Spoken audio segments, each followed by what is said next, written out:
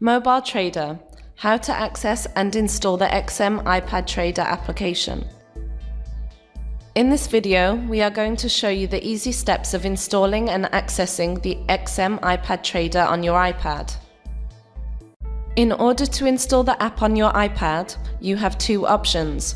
For the first option, you need to visit the xm.com website and proceed as follows. Click the Platforms button located at the top side of our homepage. After this, locate the Tablet section and select the MT4 for iPad from the list. Then click the App Store button, which will take you to the iTunes App Store website. The second option is to open App Store on your iPad and proceed as follows.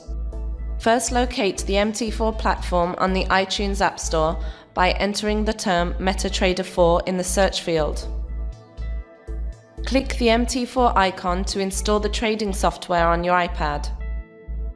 After this, you will be prompted to select between Start without registration, Open a personal demo account, and log into an existing account.